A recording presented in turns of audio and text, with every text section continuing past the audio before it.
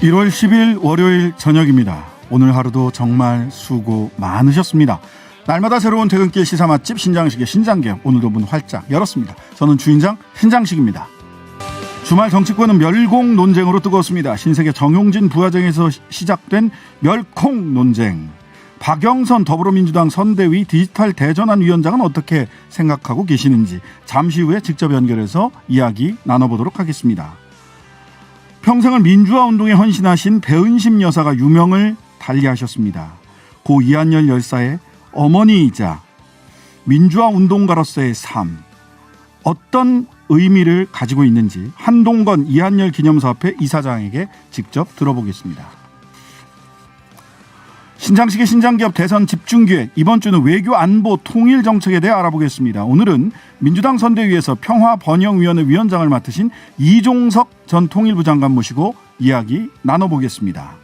신장식의 신장기업 단골 손님 여러분과 함께 꾸려가고 있습니다. 유튜브 홈페이지 게시판 모두 열려 있고요. 짧은 문자 50원, 긴 문자 100원, 샵 0951번으로 보내주십시오. 오늘도 하루 소식들 푸짐하게 준비했습니다. 신장식의 신장기업 밥상 들어갑니다. 퇴근길 오늘의 뉴스를 깔끔하게 정리해드립니다. 옥석을 가리는 신장기업 뉴스브리핑, 헬마우스 임경빈 작가, 시사저널 구민주 기자 오셨습니다. 안녕하세요. 안녕하세요. 네, 지난 목요일 금요일 행복하셨습니까? 아, 제가 이제 오랜만에 지역에 강연이 있어가지고 네. 나주에 갔었는데 네. 정말 좋더라고요. 행복하셨던 걸로. 예, 그래요. 우리 단골 손님들이 기다렸거나 말거나 일단 행복하셨던 것으로 더 열심히 하겠습니다. 네. 자, 참 뭐 아까 오프닝에서도 말씀드렸습니다마는 문파 멸콩 논란이 이어지고 있습니다. 정용진 신세계 부회장이 시작한 멸콩 논란, 윤석열 국민의힘 후보가 가세했고 나경원 전 의원, 그다음에 최재형 전 감사원장, 네. 김진태 의원 등등등 정치권에서 잇따라 가세했어요. 이거 왜 이렇게 논란이 확산되고 있는 겁니까? 네, 시작은 정용진 신세계 부회장이 지난해부터 꾸준히 올린 해시태그 때문인데요. 정 부회장은 SNS에 꾸준히 나는 공산당이 싫어요와 같은 해시태그를 달아왔습니다. 최근엔 멸공 해시태그를 붙인 자신의 글이 인스타그램의 폭력 민 선동 가이드라인 위반에 해당돼 삭제되자 이에 반발해서 다 같이 멸공을 외치자 등 더욱 센 발언을 반복했는데요. 여기에 윤 후보가 올라타서 멸공 챌린지를 이어가면서 논란이 확산됐습니다. 지난 토요일 윤 후보는 신세계 계열인 이마트를 찾아서 달걀과 파, 여수멸치와 콩을 카트에 담는 사진을 올렸는데요. 구입한 품목의 앞글자를 따니 달파 멸콩이 됐죠. 달파는 문 대통령 강성 지지층을 일컫는 문파를 지칭하고 멸콩은 멸공을 의미해서 논란이 됐습니다. 윤 후보에 이어 나경원 전 의원, 김현주 선대위 부대변인이 장 보는 사진을 올리며 가세를 했고요. 김진태 전 의원이 다 같이 멸공 캠페인 어떨까요? 라고 제안을 하기도 했습니다. 이런 색깔론을 펴고 있다는 여당의 비판이 나오자 윤 후보는 표현의 자유로서 보장되는 부분이라면서 가까운 마트에 가서 필요한 물건을 샀을 뿐이다. 평소 멸치와 콩을 자주 산다고 말했습니다. 그 이제 사실은 아까 대기실에서도 구민주 기자가 물어보시더라고요.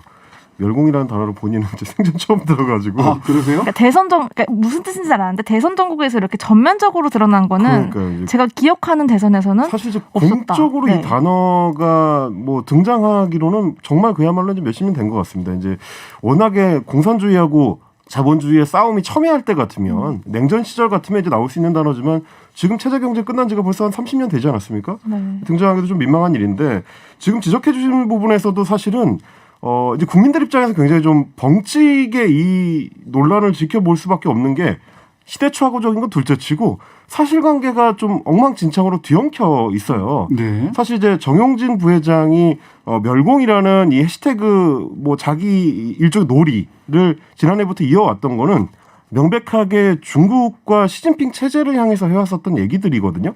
표현의 자유의 대상도 사실은 중국을 대상으로 했다는 게 그동안 꾸준히 이어져온 반복된 패턴이었는데 이번에 논란이 되니까 특히 시진핑 주석의 그 사진이 같이 들어간 이 게시물을 올렸다가 그게 논란이 되니까 삭제를 하면서 나의 멸공은 중국과는 아무런 상관이 없습니다라는 식의 글을 다시 올렸어요. 그러니까 자신은 이제 빠져나가는 형식을 취한 건데 뭐 나는 남의 나라가 공산주의든 민주주의든 일말에 관심도 없는 사람입니다.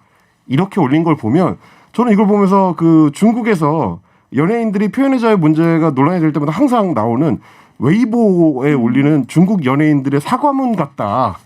눈치를 엄청 보면서 올리는 그 사과문 같다는 생각을 했는데 이렇게 중국으로부터는 이제 회피하는 양상을 보이면서 갑자기 그동안에 하지도 않았던 북한 관련된 북한을 타겟으로 한 거다.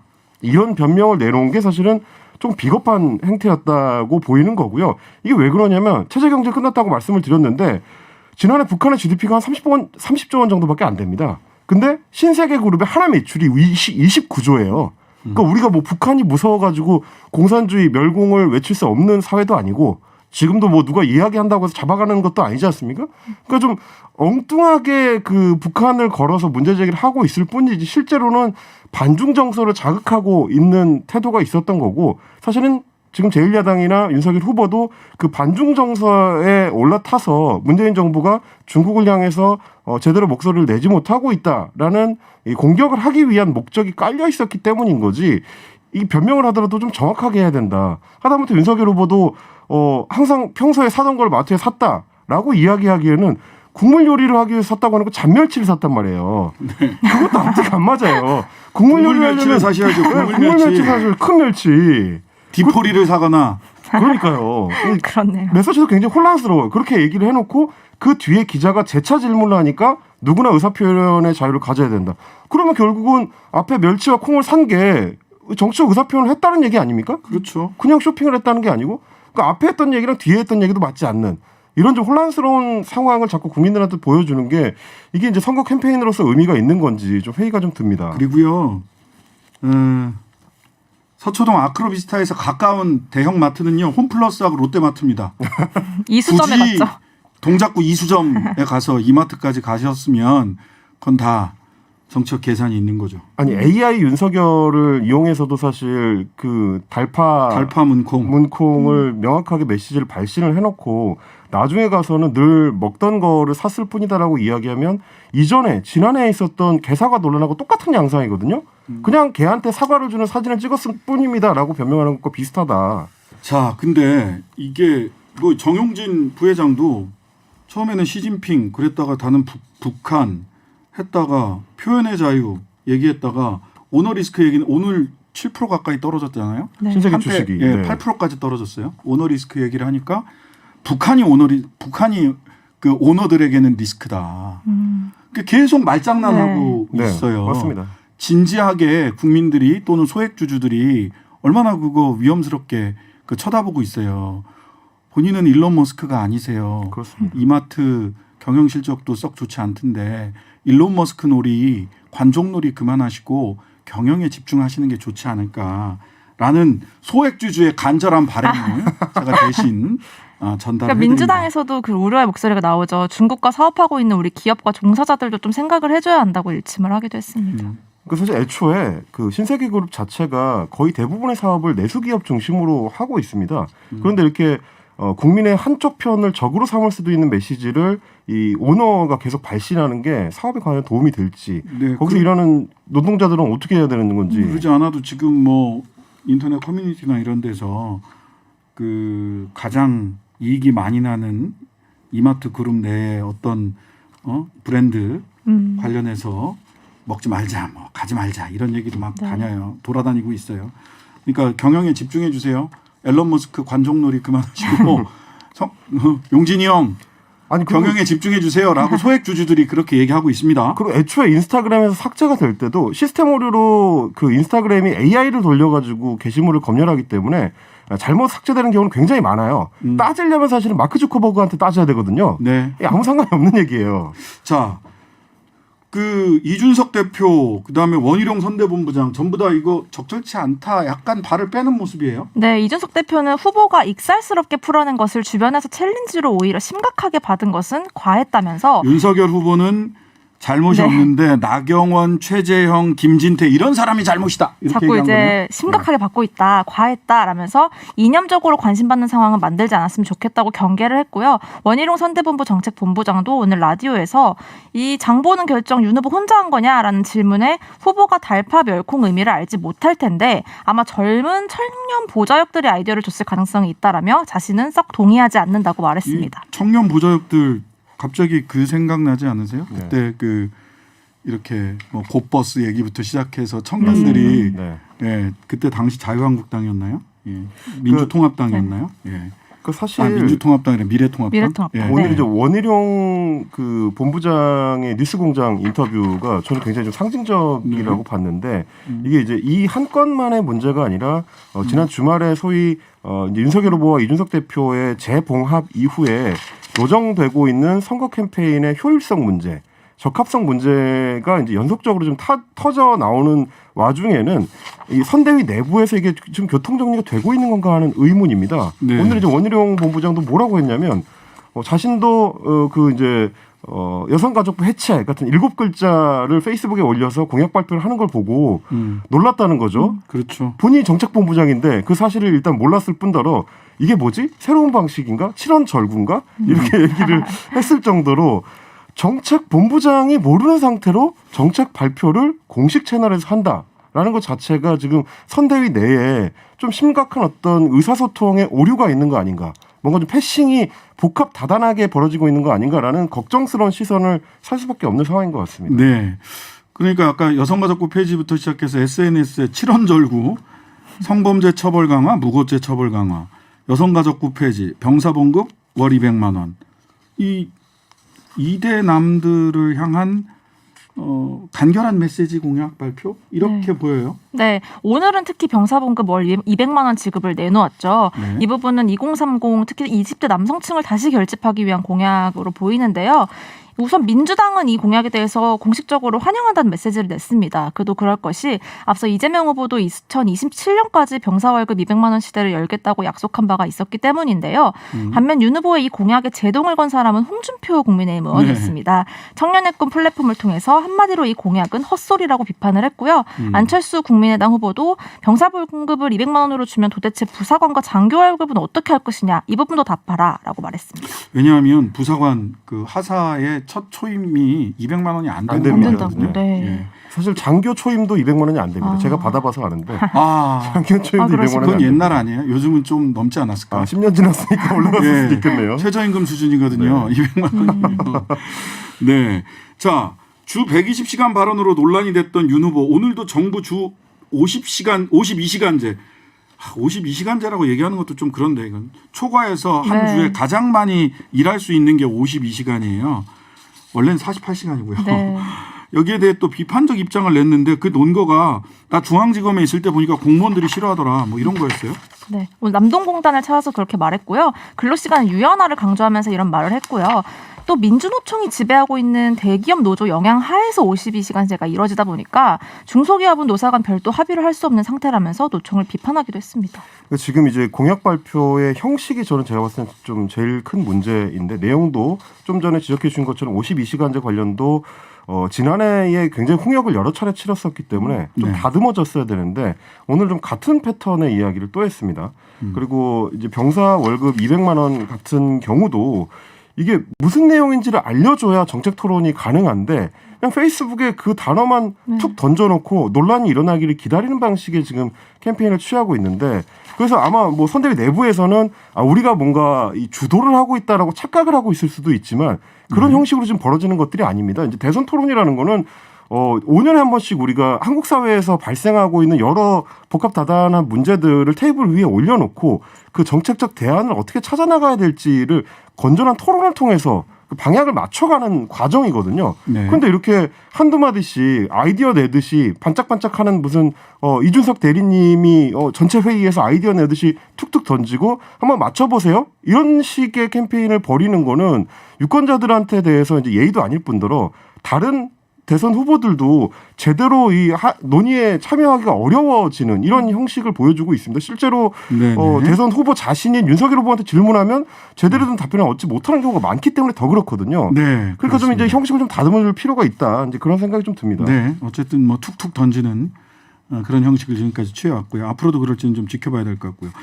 안철수 후보 측 권은희 의원과 홍준표 의원이 따로 만나서 단일화 논의했다는 보도가 오늘 나왔어요. 네, 안 후보가 최근에 10%대 이상을 기록하고 있어서 굉장히 상승세인데요. 지난 5일 권은희 국민의당 의원이 홍준표 국민의힘 의원 사무실을 찾아서 뭐 여러 가지 얘기를 나눴는데 여기서 홍 의원이 권은희 의원에게 안철수 후보에게 꼭 전해달라면서 2017년 대선 상황을 다시 만들 생각을 하지 말라라고 당부한 것으로 전해졌습니다. 단일화해야 된다는 얘기네. 네, 당시 뭐 각자 플레이 하다가 패배했다 이 얘기를 강조한 것 같습니다. 네, 뭐 단일화가 될지 안 될지 한번 좀 지켜봐야 될 것 같고요. 자, 이재명 후보가 오늘 교육 관련 공약을 발표했고 그다음에 빚의 대물림을 끊겠다라고 하는 두 가지 공약 발표했네요. 네, 이 후보는 우리 사회 불평등의 시작을 교육의 양극화로 지목했고요.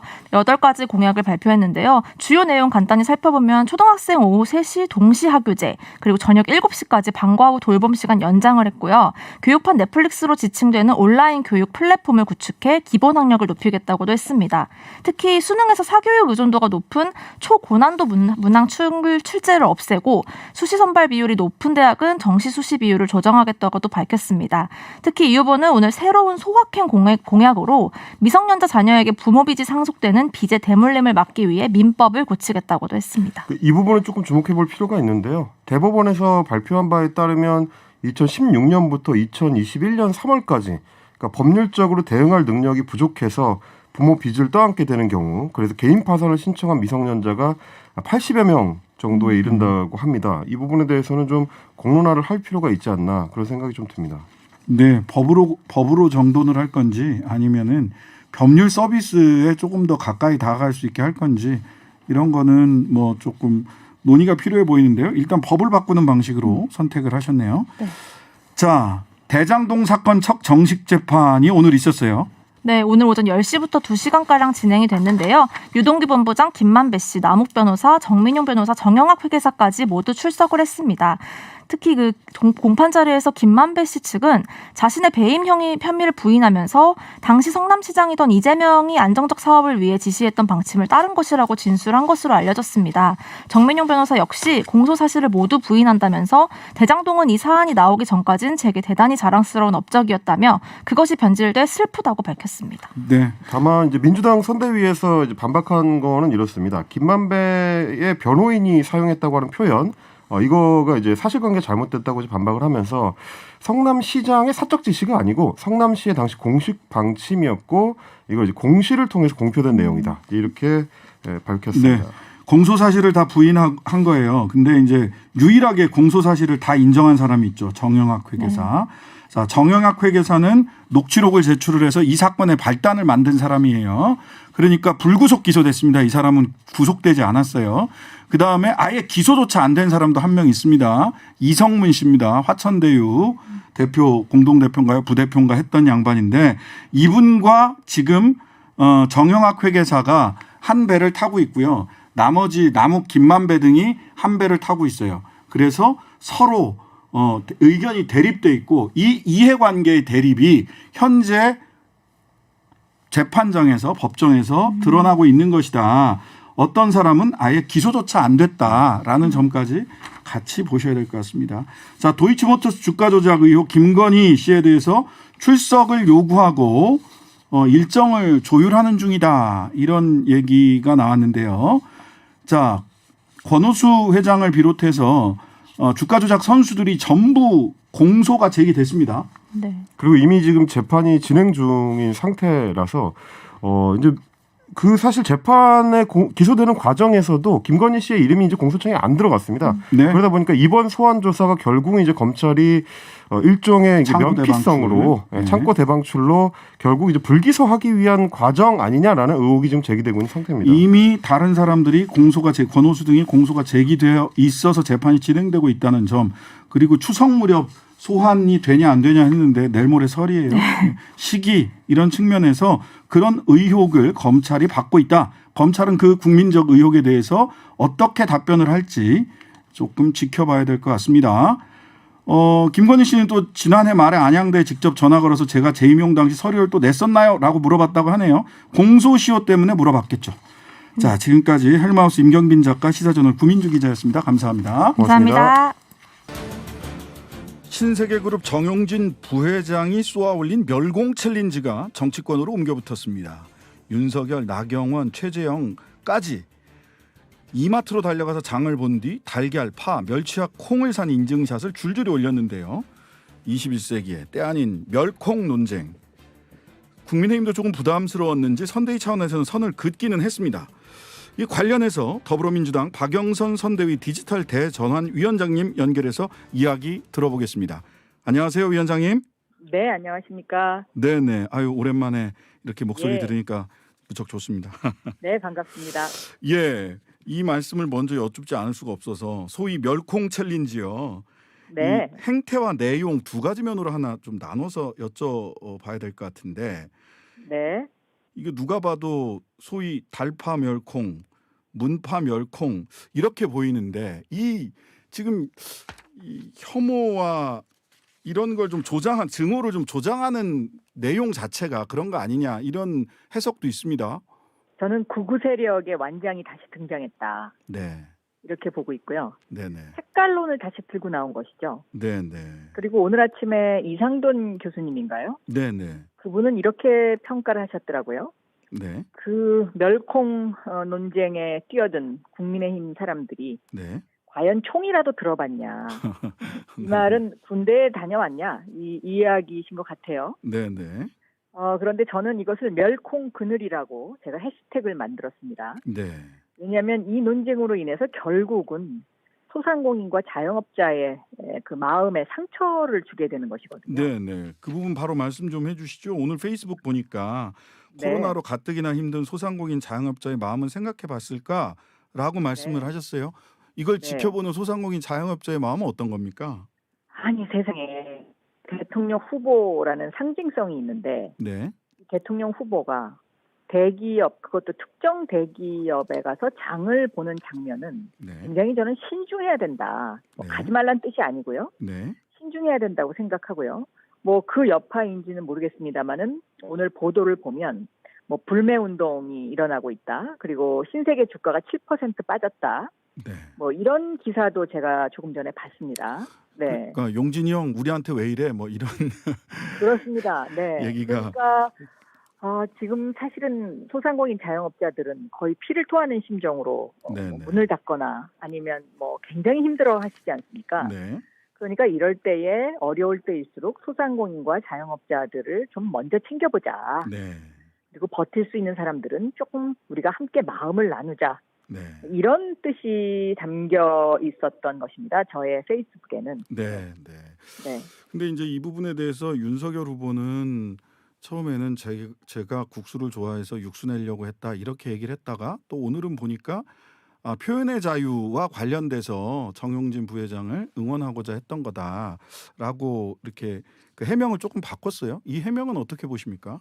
그러니까 매번 보면 진실성이 떨어집니다. 그러니까 네. 여성가족부 폐지라고 올렸다가 네, 그건 잘 모르는 내용이다라고 하고요. 네, 그리고 결과적으로는 한쪽 면만 보는 30년 검사의 체질화된 네, 네, 그런 사고가 드러나고 있는 것이죠. 네, 네. 그러니까 보통 이제 검사들은 자신의 직업상 상대방을 범죄자로 생각하고 모든 것을 할 수밖에 없지 않습니까? 네, 그것처럼 그 어떤 항상 정치라는 것은 양면이 있고 또 네. 국민들은 다양하고 또 관계 설정에 있어서 네, 한쪽이 이런 이야기를 하면 다른 쪽은 상처받을 수 있는데 네, 그 상처받는 사람들의 마음을 보듬는 어떤 그런 자세 그런 것들이 부족하다라는 것을 여실히 보여주는 것이고요. 네, 특히 이제 약자와의 동행위원회 네, 네. 뭐 이런 거 위원장을 하신다고 제가 들었어요. 네, 본인이 직접 하고 그러면 계시죠. 그렇습니다. 그러면 약자와의 동행위원회는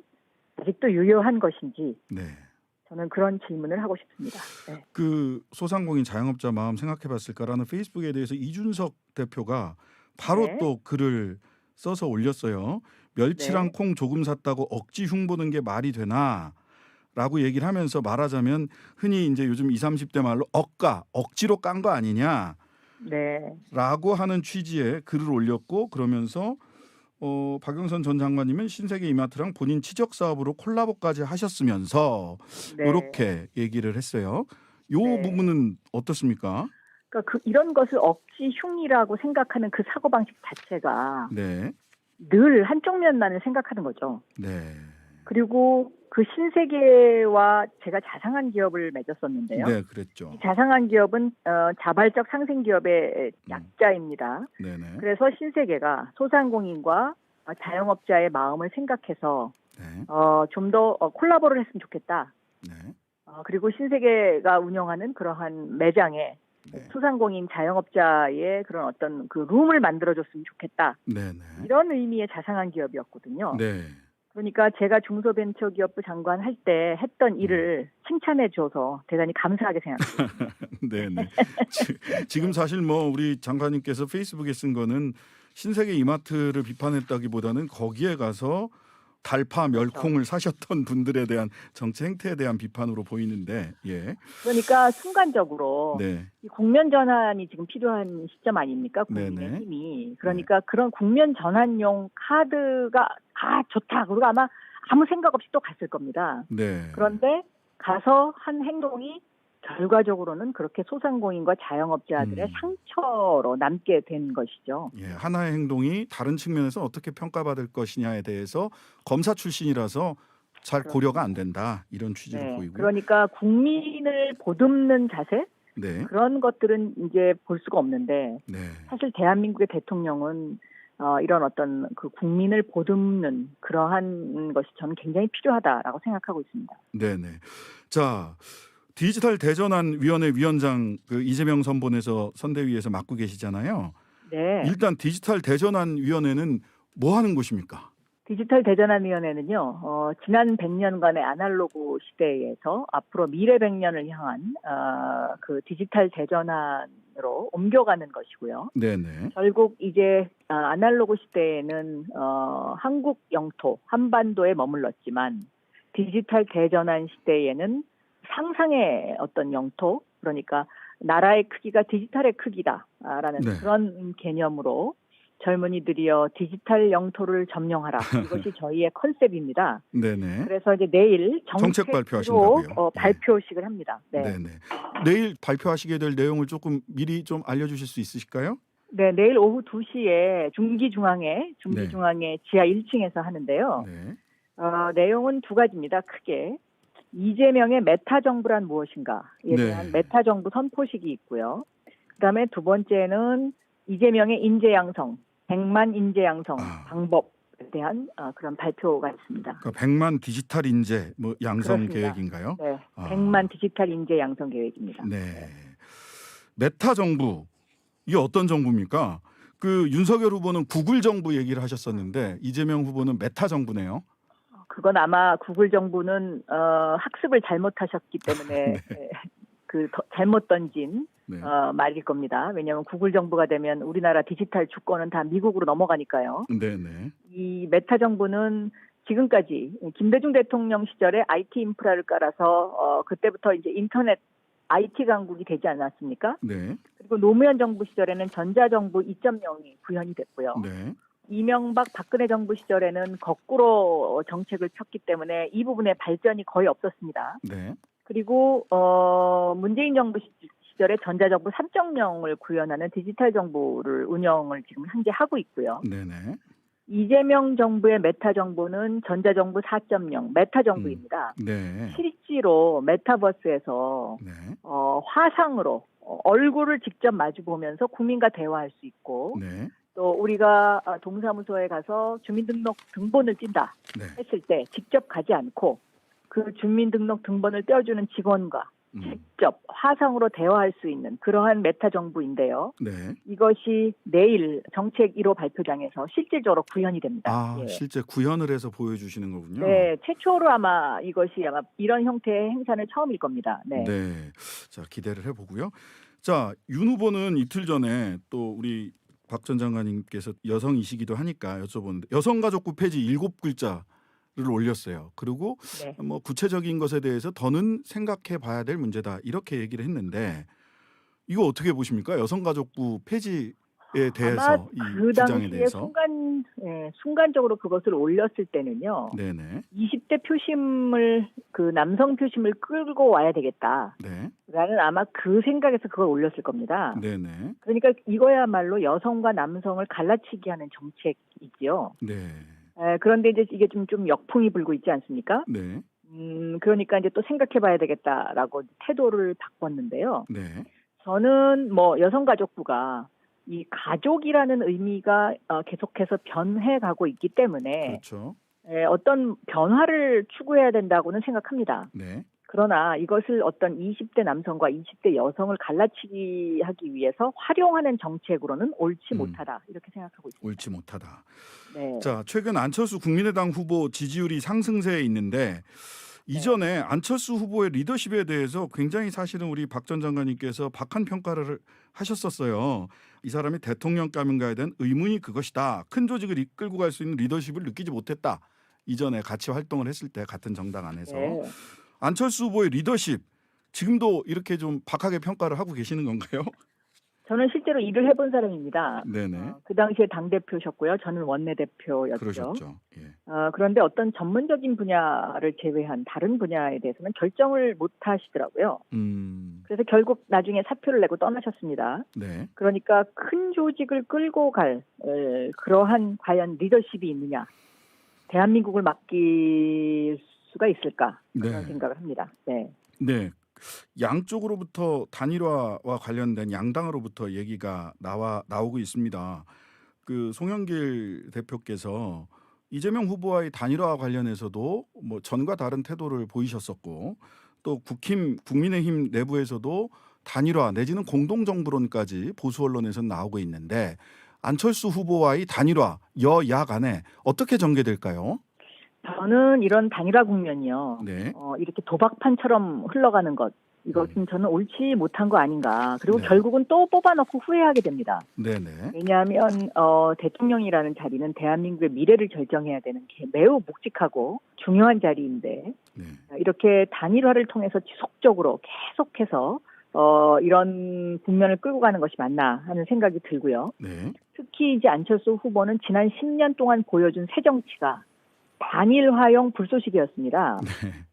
그러니까 정말 단일화는 나의 마지막 고향이다. 뭐 이런 것이 새 정치냐? 저는 네. 이거는 아니라고 생각하고요. 네. 그런 어떤 그 불쏘시개의 존재감으로 지금까지의 정치를 상당히 왜곡되게 한 면이 저는 있다. 이렇게 보고 있습니다. 네.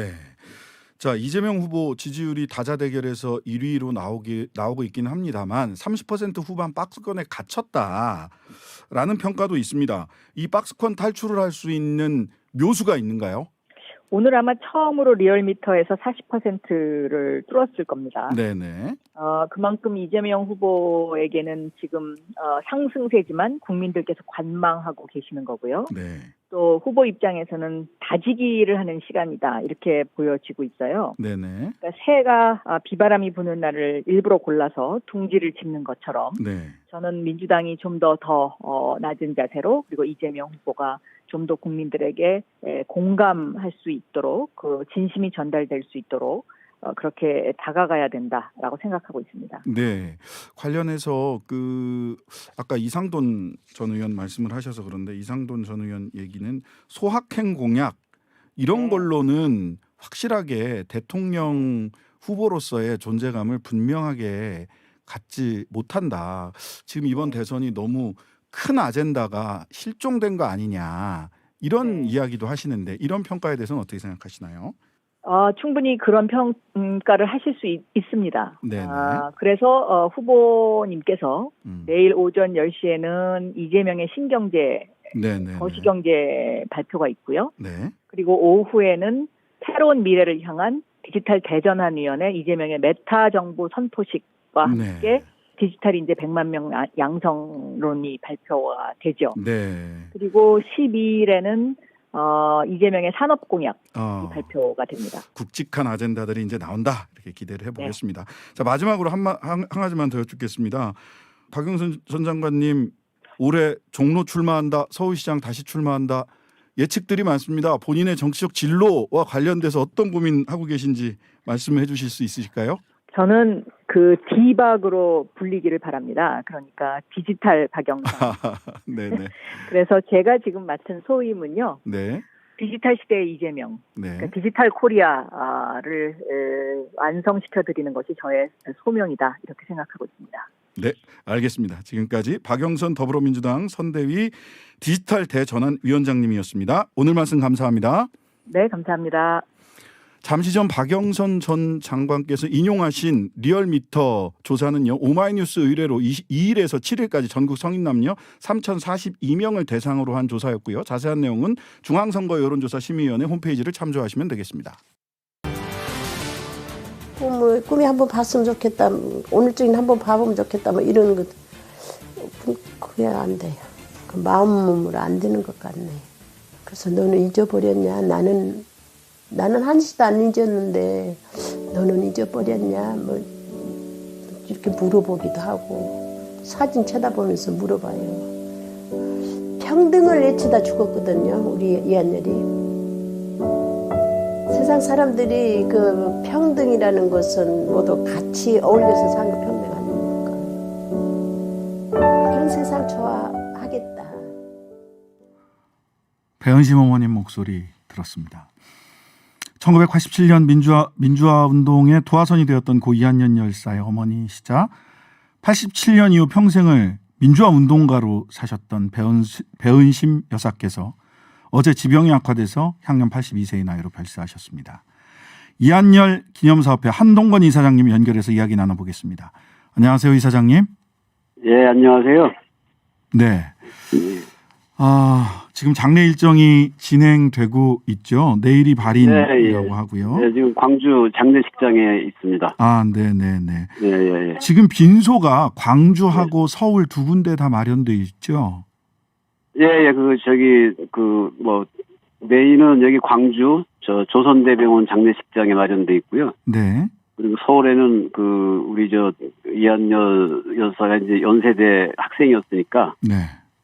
신촌에 이한열 기념관인데 거기에 조문할 수 있게 네. 분향소를 만들었고, 그리고 또 학교 한여동산이 있는데 네. 학교하고 같이 분향소 만들고 7시부터 거기서 광주에서도 추모제를 하고 네. 서울 연세대학교 교정에서도 추모제를 하기로 이렇게 되어 있습니다. 준비 다 되어 있습니다. 네.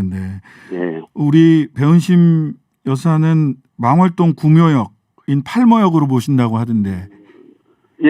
그래서 그게 우리 이한년 여사는 삼묘역에 지금 모셔 있는데, 네. 아버님이 이제 팔묘역에 계세요.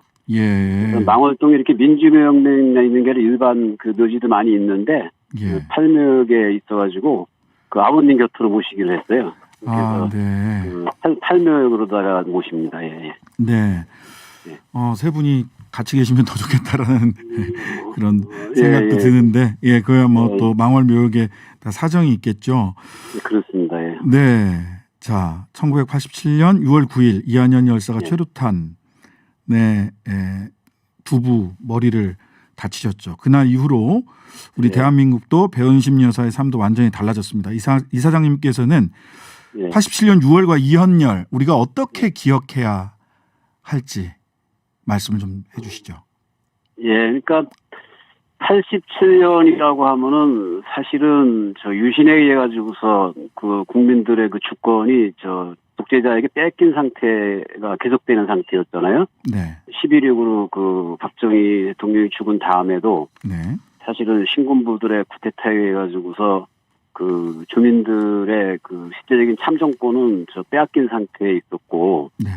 87년대에 당시 민주화의 주요 요구가 호헌 철폐, 즉 이제 당시에 전두환 정부는 7년제 단임제를 하는 걸로 해서 군부 정권을 연장하려고 그러는 그런 계산을 가지고 있었는데, 이쪽 민주화 운동 진영에서는 그래서 이제 호헌 철폐가 당시에 이제 주요 슬로건이었죠. 네. 즉 이제 직선제 쟁취를 위한 싸움이었다고 보면 될 것 같은데. 네, 그렇습니다. 직선제 쟁취였죠. 네, 결국 우리 한여리를 통해서 우리는 직선제 쟁취의 계기가 됐고, 네. 그로 인해 가지고 우리는 세계에 남부럽지 않은 민주주의를 30년 이상 갖고 왔다고 생각이 들거든요. 네. 그래서 이한열의 힘, 당시 이한열이 도화선이 됐던 우리 민주화의 힘은 예를 들면은 지금 BTS가 아주 글로벌하게 이렇게 인기를 얻고 있지만, 다 그게 어떤 저희는 이제 직선제로부터 민주주의가 꼽히고, 민주주의가 꼽히면서 여러 분야에서 어떤 개인적 창의력이 만발할 수 있는 이러한 사회로다가 우리가 그 진전이 가능했기 때문에 네. 그 오늘날의 우리의 다양성도 있고 참 네. 그 남이 부러워하는 민주주의 체계도 갖추고 있잖아요. 그런 네, 면에서 네. 우리 이한열 당시 뭐 박종철 열사도 그때 희생이 됐지만 네. 그런 그 열사들의 희생으로 우리 네. 이한열 열사의 희생으로 그 국민들이 내 대표 내가 직접 뽑는 네, 네. 그런 그 민주주의를 가져왔다. 네, 계기가 이사장님. 됐다. 저희는 이렇게 평가하고 싶습니다. 네, 민주주의를 가져온 그 중요한 계기가 되었다. 예. 자, 근데 이제 어제 돌아가신 우리 배은심 여사께서는 예. 이한열 열사의 어머님이기도 하지만 87년 이후 지금까지 민주화 운동가로서의 삶을 살아오셨다라고 흔히들 이야기합니다. 우리 배은심 여사, 고 배은심 여사의 87년 이후의 삶은 어떻게 우리가 볼 수 있을까요? 어떤 길을 걸어오셨죠? 뭐 지금 말씀하신 것처럼 그 민주주의의 길 자체였다고 생각이 들어요. 네. 그래서 사실은 한열이가 너무 이제 일찍 우리하고 세상을 달리했잖아요. 저 21살에. 네, 이한열 열사는 대학교 1학년, 2학년 학생이었거든요. 네네. 이제 그렇게 2년 동안 연세대학교에 와서 어떤 민주주의를 위한 데 자기 몸을 던졌다라면은 네. 사실은 어머님은 그 뒤에 87년부터 네. 어제 돌아가시기 전까지 네. 그 실천적인 삶을 사신 그런 분이라고 평가를 해야 될 것 같아요. 한시도 우리 사회의 어떤 민주적인 발전에 대해서 고민을 놓으신 적이 없고, 네네. 한시도 우리 그 진영 내에서의 그러한 역할을 또 놓으신 적이 없고, 네. 그런 어떤 좀 우리나라 민주화를 위해서 아주 모범적인 헌신을 하시고, 네. 그런 분이었다고 저희는 추모하고 네. 기억하고 싶습니다. 그러한 말하자면 2009년 용산 참사, 2014년 세월호 참사, 2019년에는 김용균 씨 어머니 김미숙 씨를 안아주시던 모습, 최근에 미얀마 유학생까지 모든 유가족을 감싸 안고 위로해 주시던 모습을 기억합니다. 그러한 공로를 인정받아 2020년 6월에는 국민훈장 모란장을 받으시기도 하셨다는데 마지막에 집중하셨던 어떤 과제가 있었다라고 하는데요. 그 민주유공자법이죠. 아마 청취자들께서 들으시면 놀라실 수 있는데요. 네네. 우리가 87년대 어떤 제도적 어떤 일정하게 형식 면에서 민주주의를 쟁취한 게 맞지만, 네.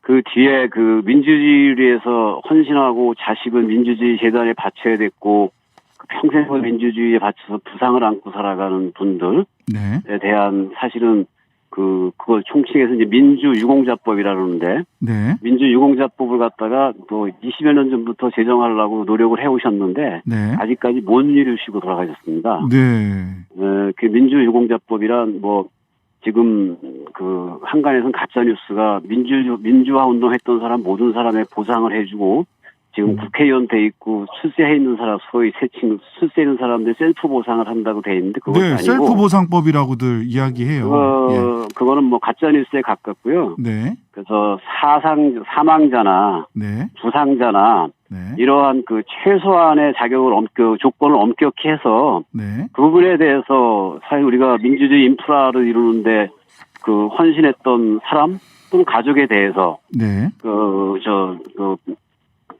예우를 해주고 그에 맞게 명예회복을 해주자라는 법인데 그거를 마치 옛날에 운동했던 국회의원들이 자기가 좀 돈 좀 더 받으자고 셀프 보상이라고 이렇게 프레임을 만들어 가지고서 우리 어머님이 평생 해오신 걸 갖다 아주 폄하한 이런 마음이 무척 시기인데 아프셨겠네요. 그래서 보내시면서도 저희도 마음이 아주 많이 무겁습니다. 네네. 자, 어머니가 그 부분에 대해서 이제 아주 신경을 많이 쓰고 그것이 우리 민주주의의 거의 완성에 가까운 핵심이라고 생각하셨는데 아직 그게 셀프 보상법이라는 그런 잘못된 인식이 사회에 퍼져 있어가지고. 네, 알겠습니다. 빈소에도 많은 분들이 와주셨는데요. 문재인 대통령께서도 빈소에 방문하셨고, 그다음에 영광 1987에서 이한열 열사의 배역을 맡았던 강동원 씨도 방문했다고 기사가 나왔어요. 또 어떤 분들이 찾아주셨나요? 그럼 명망인들보다도 오늘까지 보면은 이제 개인적인 자격으로 장례위원들 참가를 갖다가 이제 조익을 보내주면서 하고 계신데 네. 아마 그 오전에 집계했을 때 한 7,000명 정도가 됐는데 네. 그 진짜 이름 없는 시민 이름 없는 같이 시민분들. 이런 분들이 오히려 그렇게 유명한 몇몇보다 진짜 많이 있고요. 네. 아마 지금쯤 아마 만 분 넘게 아마 장례위원회 참석해줄 것 같아요. 네. 그래서 그걸 먼저 우리는 더 가치 있는 거라고 보고 네. 그 유명인들 중에서는 지금 말씀하셨듯이 문재인 대통령 다녀가셔가지고 저 같이 얘기도 했고 그다음에 네. 저기 강동원 배우도 다녀가고 네, 알겠습니다. 저 많이들 다녀가셨습니다. 자, 네. 이한열 기념사업회에서 그 향후에 우리 네. 이한열 기념사업도 있지만 또 배은심 여사 관련해서도 함께 네. 어떤 계획을 갖고 계신지 좀 짧게 한 예, 30초 예, 정도 예, 정리해 그래서 주시죠. 예. 마찬가지입니다. 뭐 대통령께도 그렇고 저기 이재명 그 후보도 오셨었는데 네. 저희는 그 민주유공자법 제정에 대해서 네네. 어쨌든 강력하게 요구를 했습니다. 이게 그 뭐 20, 30년이 되도록 한 발짝도 못 나가는 게 이게 네. 말이 되는가? 그런 알겠습니다. 부분을 강력하게 책임질 거로 요구했고 네네. 그리고 좀 전에 이사장님. 이제 그 저 민주당 그 송영길 대표한테도 아주 강력하게 요구를 했습니다. 네, 저희는 그래서 민주유공자법. 민주유공자법 제정이 어머님의 유지이기도 하고 네, 우리 사회에 한 알겠습니다. 단계 나가는 부분이기 때문에 총력 집중할 겁니다. 네, 오늘 말씀 예. 감사합니다. 한동건 이한열 기념사업회 이사장님이셨습니다. 예, 감사합니다. 2022년 1월 9일 민주화운동가 배은심 님이 돌아가셨습니다. 향년 82세. 고인은 87년 아들 이한열의 장례식에서 예정이 없던 조사를 하셨습니다. 전두환, 노태우, 살인마, 못 아픈 한은 여기 애국 청년들이 풀어줄 것이다. 안 되면 내가 갚을란다. 이후 고인의 삶은 민주화운동에 고스란히 바쳐졌습니다. 민주화의 외침이 필요한 현장엔 어디든 그녀가 있었습니다. 고인은 최근까지도 민주유공자법 제정에 앞장서 왔는데 갑작스런 별세로 아들이 민주유공자로 지정되는 것은 끝내 보지 못하셨습니다. 2018년 8월 고인은 한국일보 인터뷰에서 이렇게 이야기하셨습니다. 고등학교 때 한열이가 학교 끝나고 올 때마다 내가 마중을 갔어요. 집 근처에 광주법원이 있었는데 스쿨버스를 거기서 내렸어. 밤 11시면 하차를 하니까 10시쯤 되면 내가 집을 나서요. 가는 길이 머니까 무서워서 뒤도 못 돌아보고 가도 아들 만나러 간 게 좋았지. 그놈 생각하고 부지런히 가는 거예요. 지금 생각하면 그때가 참 좋았더만. 가면서 빵 하나 사고 우유도 하나 사고 그것 든 까만 비닐봉지를 달랑달랑 들고 가서 한열이 만나면 먹으라고 줬지. 한열이를 다시 만날 수 있을까? 나 그것이 참말로 숙제요. 종철 아버지가 하늘나라 가서 아들 만났으면 만났다고 나한테 얘기 좀 해주면은 좋을 텐디. 천당이 정말 있을까? 그럼 나도 만날 수 있을까? 나를 만나면 한열이가 좋아할까? 왜 너 먼저 갔느냐고 혼내놔야지. 엄마 먼저 가야 하는데 왜 먼저 갔냐고 혼낼 거야. 근데 그런 얘기할 여유가 어디 껐어. 그래도 능청 맞아서 엄마 할 거야. 만날 수 있을까? 그래도 만나면 좋아갖고 혼낼 일은 다 잊어버릴 거다야. 그차? 어머니, 먼저 간 아들은 만나셨지요? 까만 봉지에 빵하고 우유도 담아가셨나요? 빵과 우유가 아들 입에 들어가는 모습 보고 있는 마음이 참 좋으시지요? 새벽닭이 울도록 오래오래 안아주세요. 이한열 열사와 어머니께서 못 아픈 한은 우리가 또 어떻게든 밀고 나가볼랍니다. 죄송하고 또 감사합니다. 편히 쉬세요, 어머니. 신장식의 오늘이었습니다. 네, TBS 대선기획 신장식의 신장개업 함께하고 있습니다. 선택 2022 대선 주자들의 주요 정책 순서대로 점검해보는 시간을 갖겠습니다. 오늘은 이재명 후보의 외교 안보 통일 정책 먼저 점검하겠는데요. 민주당 선대위에서 평화번영위원회 위원장을 맡으신 분입니다. 이종석 전 통일부 장관 모셨습니다. 어서 오세요. 네, 안녕하십니까? 네, 제가 좀 감정이 격해져가지고 아니요, 당연히 예, 그러시죠. 예. 손님 모셔놓고 제가 아닙니다. 예, 저도 예, 마음이 그렇습니다. 네, 네. 예, 그렇습니다. 저는 장관님하고 그 14선언 때 그게 18년이었나요? 네, 네. 10월 달에. 10월 달에 네. 그때 군용기 타고 같이 평양에 네. 함께 다녀왔습니다. 예. 그때 이렇게 좀 굉장히 행복했던 게 정세현 전 장관님, 이종석 장관님, 이재정 장관님 다 계셨어요. 그러니까 그렇습니다. 궁금한 게 있으면 세 분 장관님께 예. 돌아가면서 여쭤보면 척척척 말씀을 해주시더라고요. 예, 그때 뵙고 지금 좀 머리가 좀 더 하얘지신 것 같아가지고 건강은 네. 괜찮으시죠? 네, 건강 괜찮은데 뭐 머리는 뭐 세월 흘러가는 것 같다 반영하니까요. 네, 네. 여튼 그 지금 이재명 선본의 평화번영위원회 위원장 자리 맡으셨는데 이재명 후보에게 자 평화 번영을 위해서 이거 하나만큼은 반드시 후보가 기억하고 계셔야 되고 실천하셔야 됩니다.라고 탁 명토 박아서 말씀하시는 게 뭐가 있을까요? 글쎄요, 뭐 후보께서 하도 여러 가지 이제 뭐 말씀도 드렸고 또 그다음에 네네. 뭐 그 하나하나가 중요한 것들이 많이 있어서 하나를 잡기는 어려운데요.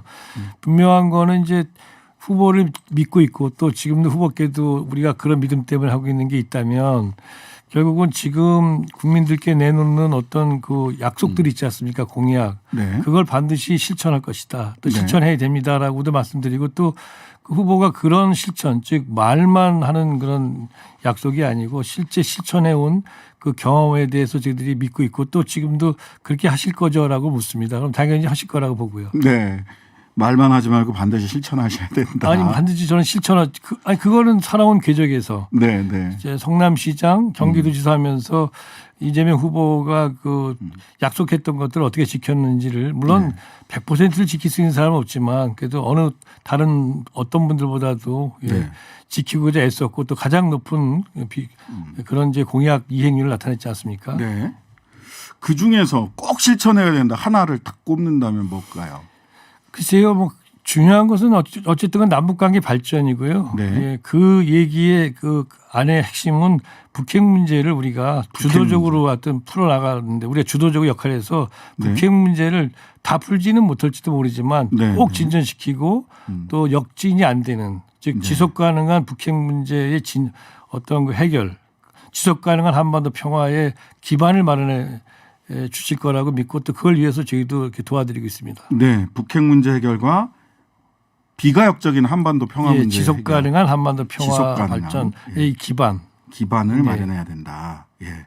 참 5년도 짧아요. 그 기반을 마련하는 게 항상 예, 보면. 사실은 짧습니다. 예. 예. 자, 이제 연초에 북한 동향 한반도 정세에 관련해서 몇 가지 여쭙겠습니다. 먼저 제일 최근에 눈에 띄는 게 저는 그 통제 위주에서 선진 방역으로 방역 기조가 변화될 것으로 이렇게 보이는 이런 징조들이 보이는데 이게 뭐 단순히 방역 기조가 변화한다라는 정도가 아니라 사실은 완전히 국경을 봉쇄하고 있었기 때문에 뭐 올림픽 못 갔던 것도 우리는 코로나 때문에 안 됐고 뭐 때문에 안 됐고 해서 완전히 사실은 남측과는 물론이고 중국 또 다른 외국과도 다 이렇게 교류를 하지 않았단 말이죠. 네. 그런데 선진 방역으로 바뀐다라고 하면 이게 그러면은 남쪽과의 교류라든지 또는 중국과의 경제적인 교역이라든지 이런 것들이 조금 열리는 건가라는 좀 희망 섞인 기대를 하게 되는데 어떻게 봐야 되나요? 예, 아무래도 북한의 어떤 계획은 선진 방역으로 이행이라는 말이 처음 나온 말이거든요. 네네. 그것이 지난 그 제8기 4차 전원회의 네. 결론에서 나온 말인데 네네. 그 얘기는 뭐냐면 그동안의 방역의 핵심은 국경 봉쇄였잖아요. 그렇죠. 그건 선진적인 건 아니잖아요. 후진적인 그러네요. 거죠. 네. 그러다 보니까 선진 방역이라는 것은 아마 백신을 마치고 네. 그다음에 새로운 그런 백신 방역 시스템 아래서 어떤 국가를 운영해야 된다라는 생각이 반영된 것 같아요. 네. 그리고 실제 북한이 작년에도 네. 한두 차례는 어쨌든 간에 백신과 관련해서 좀 네. 접종에 대한 생각을 했던 것 같고 특히 네네. 중국과의 어떤 그 국경 봉쇄되어 있는 거를 풀지 않고는 네.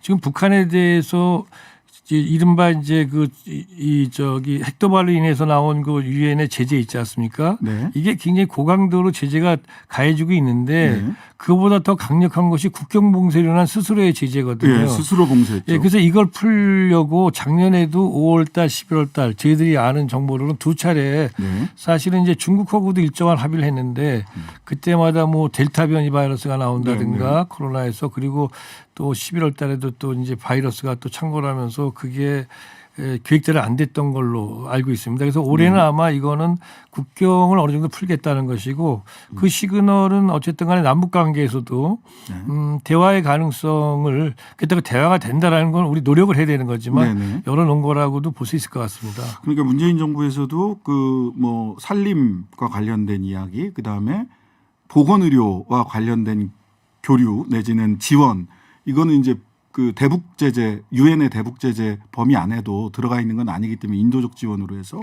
그래서 이걸 보면서 선진 방역하면서 국경을 풀고 백신 지원을 뭐 중국, 러시아에서도 받을 수 있지만 또 남쪽이나 미국으로부터도 받을 수도 있는 거잖아요.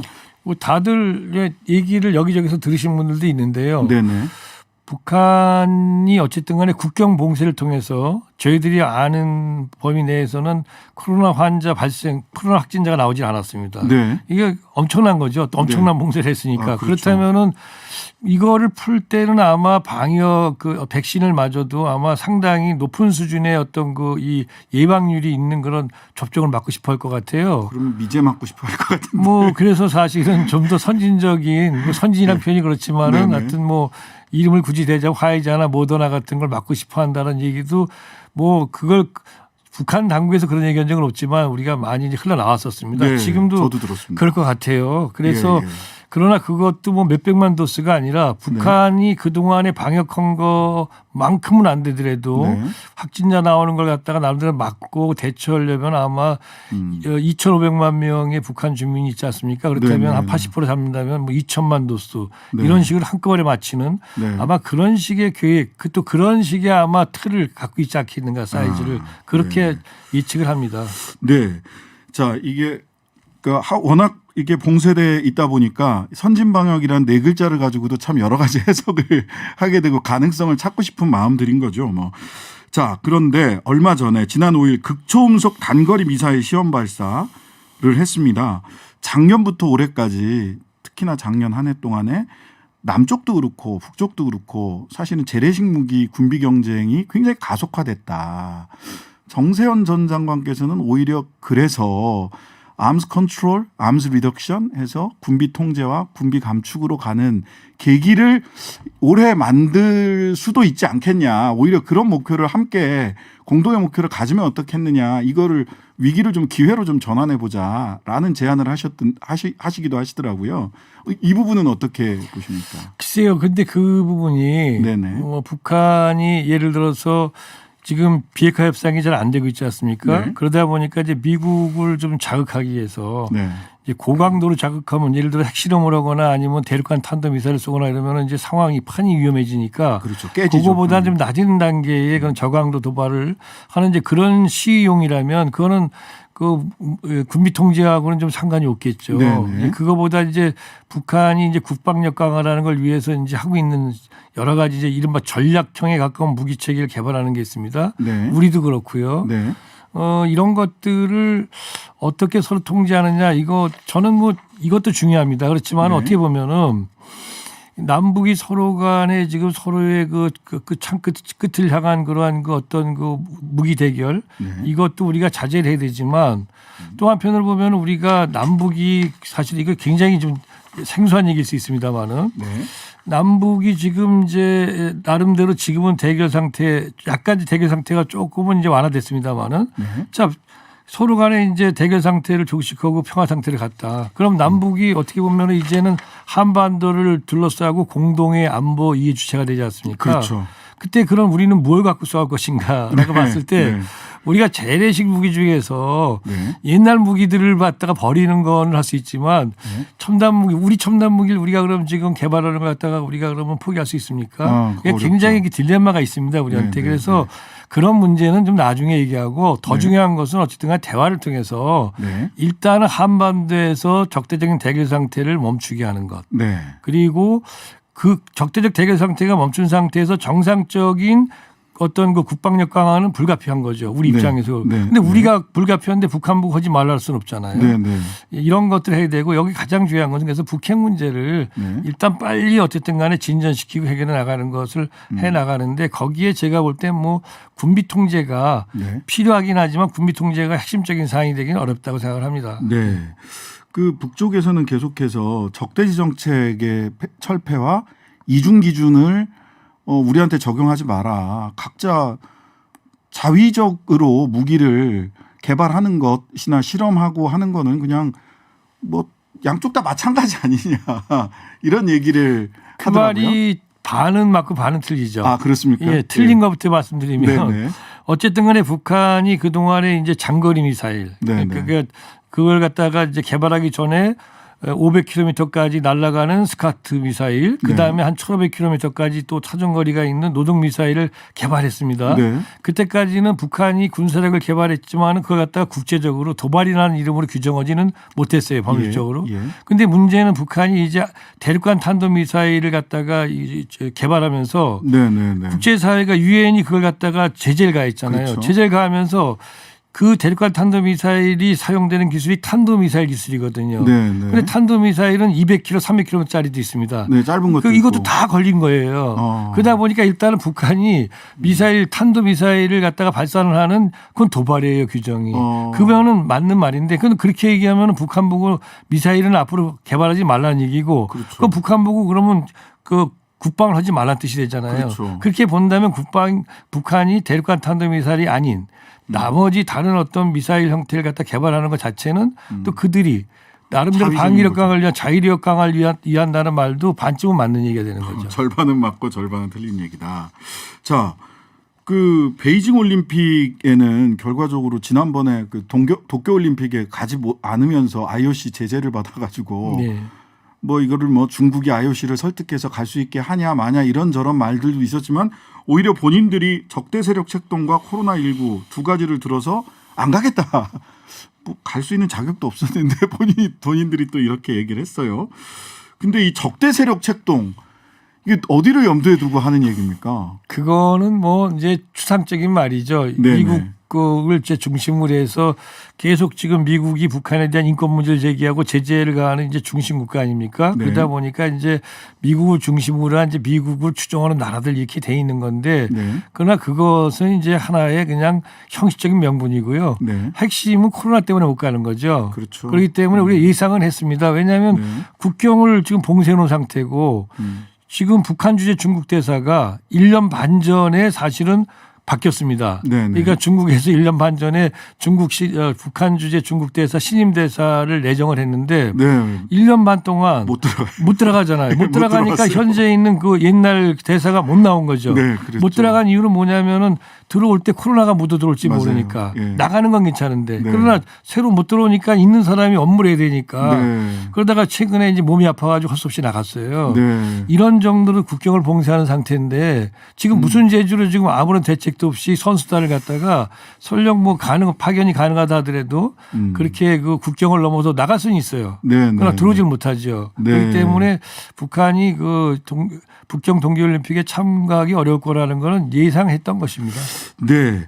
자, 지금 대담이 점점 재밌어. 저는 너무너무 즐겁습니다. 재밌고. 자, 잠시 교통정보 듣고 와서요. 현재의 우리 정부가 종전선언을 포함해서 우리 정부가 북한과 관계 개선을 위해서 애써온 여러 가지 노력들을 평가하고 이재명 후보의 대북 외교정책, 그다음에 윤석열 후보의 대북 외교정책에 대해서 소개하고 평가하는 시간 갖도록 하겠습니다. 잠시 교통정보 듣고 오겠습니다. 네. TBS 신장식의 신장기업 대선기획 선택 2022. 오늘은 우리 이재명 선대위의 평화번영위원회 위원장을 맡고 계신 이종석 전 통일부 장관 모시고 한반도의 평화 번영과 관련된 약속 어떤 약속들 하고 있는지 같이 이야기 나눠보고 있습니다. 자, 현재까지 북한 상황, 한반도 현재 처하고 있는 정세 이런 부분들을 좀 봤고요. 자, 이번에는 지금부터는 지금 이제 마지막까지 최선을 다하겠다 문재인 정부에서는 종전선언 내지는 종전선언에 이르는 기반을 만드는 징검다리라도 놓기 위해서 최선을 다하겠다라고 이야기를 얼마 전 저희 방송에도 박수현 수석이 국민소통수석께서 말씀을 하시던데, 자, 지난 5년 그 한반도 정책, 문재인 정부의 한반도 정책 한번 평가를 해보면 어떻게 볼 수 있을까요? 하여튼 저는 어쨌든 간에 여당 쪽의 후보를 도우는 네, 사람이라서 네. 평가한다는 게 참 좀 어렵습니다. 네. 그래도 좀 이제 뭐 좀 객관적이라는, 글쎄 제가 말씀드린 게 얼마나 객관적일지 모르겠습니다만은 말씀을 네. 드려보면은 기본적으로는 저는 그 문재인 정부가 대북 정책에서 상당한 성과를 거뒀다고 봅니다. 상당한 가장 성과를 그렇게 얘기하는 가장 기본적인 이유는 과거 문재인 정부가 출범하기 전인 2017년, 16년 상황을 생각해 보셔요. 그때 네. 생각하면 정말 남북 간에 전쟁 난다. 전쟁 난다. 그다음에 미국과 북한 사이에서 정말 전쟁 날 것 같았잖아요. 네. 그런데 지금 생각해 보시면 지금 상황은 좀 갑갑하지만 네. 지금 휴전선이나 NLL에서 뭐 충돌이 일어날 거라고 생각하시는 분들 많지 않잖아요. 또 네, 지난 실제로 5년간 한 번도 군사적 충돌이 없었어요. 네, 특히 지난 2018년 이후에는 정말 이 충돌도 없이 한반도의 군사적 긴장이 완화되면서 상황이 관리가 됐습니다. 불안정하지만 네. 이 점은 그 이전 시대에 비하면 상당히 훌륭한 성과이자 또 나름대로 잘한 거라고 봅니다. 네. 다만 이제 2018년에 평창 올림픽을 계기로 해가지고 우리가 나름대로 평화 국면을 열었고 우리 네. 정부가 애를 써가지고 북미 간의 정상회담도 있었고 우리도 2차례에 걸친 그 남북 공동 선언이 있었잖아요. 네. 근데 여기에서 따른 어떤 비핵화를 진전시키고자 하는 것이 뜻대로 잘 안 됐고 네. 그러다 보니까 남북 관계가 또한 그런 비핵화 협상에 완전히 이제 종속되다 보니까 남북 대화조차도 중단된 상태. 네. 그러다 보니까 결국은 현재 상황이 수작되고 남북 대화가 아예 얼어붙은 이런 거는 상당히 유감스럽다. 이 점은 네. 좀 아쉽다고 좀 보고 네. 있습니다. 다들 좀 교착 상태가 좀 길어지면서 답답함을 좀 네. 느끼고 있을 것 같고요. 지금 이재명 후보는 실용외교, 뭐 전체적으로 다 실용을 중심에 두고 선거 캠페인을 하고 계시던데 이재명 후보의 실용외교 한반도에서는 어떻게 구현되는 겁니까? 이게 이재명 후보의 실용외교는 국익 중심의 실용외교다 이렇게 표현하고 있거든요. 네. 일단 뭐 실용외교라는 거는 다들 아시는 것처럼 뭐 누구나 사람은 지도자도 그렇고 가치나 이념을 가지고 있습니다. 네. 그렇지만 외교 정책을 구사함에 있어서 네. 그런 자신의 어떤 가치나 이념을 고집하는 것이 아니라 국가 이익, 국익의 기초에서 외교 정책을 편다는 거죠. 네. 그럼 도대체 국가 이익이 뭐냐? 이게 남지 않습니까? 그 질문으로 가죠. 그래서 이재명 후보는 국가 이익을 국민의 삶과 국가 발전이다 이렇게 이제 표현을 했어요. 그런데 그걸 갖다 조금 더 이제 저희들이 부연하자면은 결국은 이제 국익이라는 거는 국내적으로 본다면은 외교에서 국익은 국내적으로는 결국 국가의 안전, 국가 안전 그리고 국민 삶의 질의 향상 이런 것들이 중요한 국익 범위가 될 거라고 보여지고요. 그런데 그 외교라는 건 상대가 있지 않습니까? 그렇죠. 국제사회. 그러다 보니까 국제적으로는 국제 평화, 네. 그다음에 공동 번영 이런 정도 뭐 또 다른 게 있겠습니다만 이런 정도가 국익이라고 보여져요. 네. 그러다 보니까 결국 국가의 안정과 국민 삶의 질의 향상 그다음에 국제 협력 그리고 국제 평화 그리고 국제 공동 번영 이런 것들을 중심으로 해서 네. 외교를 유연하게 펴나간다. 이것이 국익 중심의 실용 외교다. 그렇게 보시면 될 것 같습니다. 근데 이제 그런 질문들을 많이 하시는 것 같아요. 얼마 전에 이재명 후보도 그 조선일보 기자한테 그런 질문을 받으셨었는데 미국하고 중국 예스와 노 어느 쪽을 선택할 거냐. 네. 이거 어느 쪽을 선택해야 됩니까? 아니 그러니까 기본적으로 우리가 우리의 고정관념이 있잖아요. 네. 저쪽에서 우리에게 선택을 강요하면 우리는 선택을 해야 된다라는. 뭐 울며 감각관념. 겨자 먹기로라도 어느 한쪽을 손을 들어줘야 되는 거 근데요. 아니냐. 우리나라는 옛날에 약소국이나 또는 중견국도 아닙니다. 우리가 스스로 이렇게 자고자대하는 것이 아니라 객관적으로 네. 경제적으로 세계 10위권에 있는 국가고요. 네. 그다음에 군사력은 미국 군사력 기관의 군사력 평가기관의 평가가 세계 6위라는 거 세계 아닙니까? 6위죠. 우리는 글로벌 선도 국가입니다. 네. 그만큼 국가의 역량이 있다는 뜻이죠. 네. 그래서 우리가 기본적으로 이재명 후보가 지금 생각하는 거는 미국과 중국이 우리에게 선택을 강요하는 이런 시기가 그런 상황이 아니라 결국은 미국과 중국이 우리를 선택하게 만드는 네. 생각을 바꿔보자는 것이죠. 네. 어렵지만 네. 바로 그거를 우리가 해내야 된다고 보는 거죠. 네. 그래서 이건 상당히 중요한 얘기입니다. 왜냐하면은 사실 우리가 우리의 능력을 갖다 나름대로 향상시켜서 양쪽이다 미중이다 물론 미국은 우리 국가 외교안보의 기반입니다. 네. 그렇지만 중국은 우리가 1년에 중국 우리가 통상국가인데 그렇죠. 수출입 갖고 먹고 사는 나라인데 우리의 1년간 중국과의 그 수출입이 미국과 중국의 수출입 합친 것보다 훨씬 더 많지 않습니까? 네.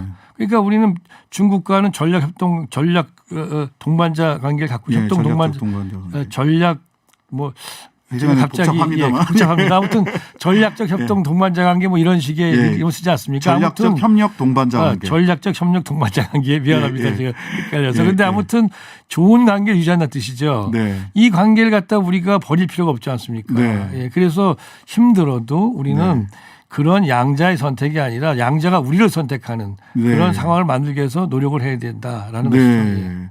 아, 그렇죠. 항상 그 이청준 선생의 전지불이라는 소설을 보면 이게 밤에 전지불을 딱 들이대면 이게 소위 북한 만세를 해야 될지 남한 만세를 해야 될지 헷갈리는 그런 아주 그 딜레마적 상황에 처해 있었던 게 이제 한국 국민들의 소위 일반 국민들의 먹고 사는 이 노동하면서 사는 사람들의 처지였다면 이제는 그들이 우리를 선택하게 해야 된다. 네. 간단한 말인 것 같지만 엄청난 인식의 변화인데요. 쉽지는 않지만 그렇게 됐을 때 우리가 미래를 개척할 수 있는 거죠. 네.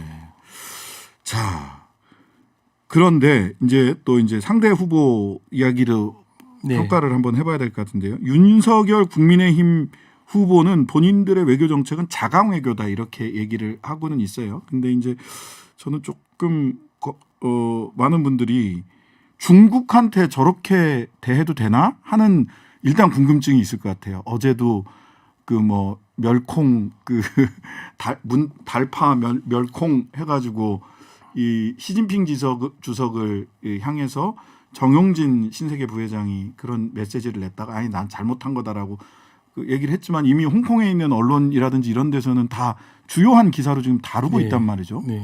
중국에 대한 태도에 있어서 윤석열 후보는 미국과 동맹이 튼튼했을 때 중국과도 관계가 좋아진다라고 하는 말씀을 하셨단 말이죠.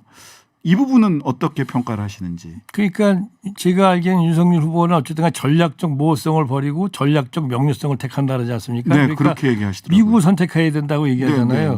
그리고 저희가 하는 건 전략적 모호성이 아니고 선택을 저희들이 나름대로 균형을 잡아간다는 뜻이죠. 그런데 자 우리가 이 복잡하고 이 정글과 같이 이렇게 그 험한 그런 국제 정치 경제 상황에서 우리가 전략적으로 한쪽만 선택해서 미국만 선택해서 살 수 있으면 우리도 그렇게 하죠. 얼마나 편합니까 그게. 그런데 그게 안 되는 거잖아요. 중국은 어쩌라는 겁니까? 그때 말씀드린 것처럼. 그다음에 저는 이게 얼마나 단선적인 사고냐면은 미국 즉 중국을 견제하고 중국과 패권 갈등을 하는 미국의 가장 큰 전기 자동차 회사인 테슬라가 지금 상해에 자동차 공장을 두고 있고 그다음에 우리랑 작년 5월 달에 한미 공동성명에서 배터리 협력을 하기로 했지 않습니까? 첨단 산업으로 중국을 견제하기 위해서. 그런데 바로 그 미국의 테슬라가 지금 중국의 배터리 쓰고 있잖아요. 싸다고 그다음 안전하다고. 이게 바로 우리 현실이에요. 미국조차도 미국의 최고 기업조차도 지금 중국 제품을 쓰고 중국에 가서 지금 공장을 하고 생산하고 있다는 거죠. 그런데 우리는 못합니까? 말도 안 되는 거죠. 그러니까 이게 너무 외눈박이로 보면 안 된다는 거죠. 기본적으로 우리가 할 수 있는 실용, 우리가 할 수 있는 이익을 취해야 되고 미국도 그건 이해합니다.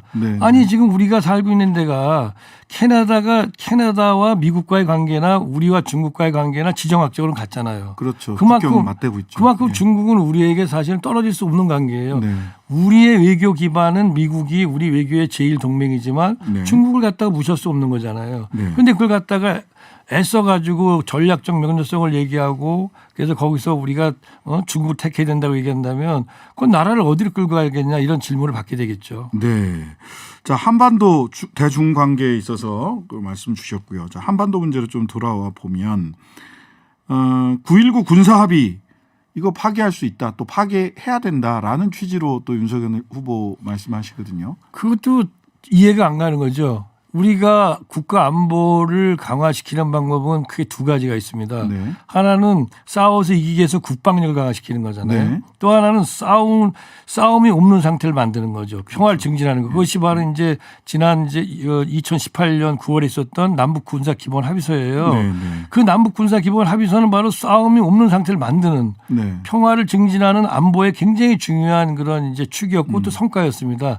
실제로 그 뒤에 지금까지 약 3년 동안 3년여 개월 동안 한 번도 교전이 일어나거나 아니면 그 충돌이 발생하지 않았잖아요. 네. 명확한 성과가 있습니다. 네. 혹시나 그 합의문에서 네. 불만이 있거나 부족한 부분이 있으면 채워가려고 노력을 해야 되는 거지. 네. 그걸 부정하고 그걸 갖다가 배관시한다면 그 안보를 어떻게 지키겠다는 겁니까? 그럼 모든 걸 다 그러면 군사력으로 해야 되고 충돌해야 된다는 뜻인가? 이거 묻고 싶습니다. 네. 종전선언도 반대하세요. 종전선언, 그다음에 한반도 평화 프로세스 이런 부분들에 대해서도 퍼주기 한 거다. 또는 우리가 퍼주기 했던 것이 결국은 핵무기 만드는 대로 간 거 아니냐. 라는 논리가 쭉 연장돼서 여기까지 온 게 아닌가 싶은데 종전선언과 한반도 평화 프로세스에 대한 굉장히 부정적인 입장을 그 윤석열 후보 쪽에서 얘기하고 예. 있는데 어떤가요? 저는 문재인 정부에서는 저는 뭐 어떤 자리도 있지 않은 사람이지만요. 네. 문재인 정부가 참 억울하겠다. 또 한편으로 한심하다고 생각드는 게 문재인 정부가 북한한테 퍼준 게 뭐가 있습니까? 네. 가장 역대 정부 중에서 가장 아마 북한에 대한 지원이 적은 정부일 겁니다. 네. 그런데도 불구하고 그런 얘기를 듣거든요. 네. 종전선언이라는 거는 기본적으로 한반도에서 사실은 1953년 7월 달에 전쟁이 끝났어야 되는데 전쟁 중단을 시켰잖아요. 잠정적으로. 네. 그리고 나서 지금 60여 년의 긴 세월이 흘렀기 때문에 이걸 전쟁을 정치적으로라도 선언을 해보자 종전을 네. 이렇게 얘기한 거고요. 그런데 아마 윤석열 후보 쪽에서는 종전 선언을 하면은 뭐 유엔사의 위상이 흔들리고 주한미군 철수를 북한이 주장할 가능성이 있다 그러는데 전혀 상관없어요. 네. 종전 선언은 정치적 선언입니다. 네. 법률적으로 어떤 거기에 기속되는 건 없습니다. 그래서 네. 그건 뭐 정확하게 아실 필요가 있다고 생각합니다. 네. 그 국방 관련 공약을 냈는데 병사 월급 200만 원이라고 윤석열 후보가 냈어요. 네. 근데 이게 연도까지 2027년까지 병사 월급 200만 원 하자고 이재명 후보 쪽에서도 이미 내지 않았었나요? 이게 저희는 상당히 그 기쁜 마음으로 그걸 봤습니다. 왜냐하면 네네. 작년 12월 24일 날 이재명 후보가 최저임금 우리 병사들에게 이제는 네. 최저임금을 적용해 가지고 2027년까지는 네네. 200만 원 이상 200만 원 이상이 됩니다. 그때 예, 왜냐하면 맞습니다. 지금 200만 원 넘습니다. 2022년 최저임금이 191만 4,400원이거든요. 맞습니다. 쭉 예. 올라갈 거 아닙니까? 예, 예. 그렇게 공약을 하셨어요. 그런데 어떻게 제목도 거의 똑같게 실이 뭐 200만 원 병사들에게 200만 원의 임금을 지급하겠다고 그렇게 그 윤석열 후보가 말씀하셨는데 뭐 저희들이 먼저 말씀을 드렸지만 같이 따라오는 건 좋다. 왜냐하면 서로 국민 공감대가 형성되는 거니까 네네. 좋게 생각을 합니다. 저희 의견을 갖다 받아준 거니까. 네. 다만 좀 아쉬운 건 네. 저희들이 그런 이제 선택적 모병제 아래라는 것에서 이제 200만 원 최저임금에 준해서 그 병사들에게 2027년까지 이제 지불하겠다 그랬더니 네. 그 윤석열 후보 쪽의 선대위에서 발표하지 않았습니까? 그 네. 이제 성명을 발표해가지고 그 예산 문제를 얘기하고 여러 가지 얘기를 하면서 그 비판했습니다. 그때 비판했습니다. 예, 네, 근데 맞습니다. 비판하고 나서 지금 와가지고 이제 찬성을 해서 고맙지만 네. 과연 그러면은 보름 전에 비판했던 걸 지금 그건 와서 뭐냐. 뒤집었으면 그 공약의 어떤 그 진정성 그다음에 실행에 대한 어떤 그 나름대로의 어떤 그 확신 여기에 대해서 좀 의구심이 있지 않을까 네. 그런 생각이 드는 거죠. 네. 설명이라도 좀 해주셔야 될 텐데 왜 바뀌었는지. 네. 자, 결국은 이거는 뭐 그럼 결국 예산과 실행력의 문제로 귀결되지 않나 하는 생각이 드네요. 자, 마지막으로 차기 정부의 외교 안보 정책 제일 우선돼야 될 목표, 그다음에 방법론 이런 게 있을 것 같아요.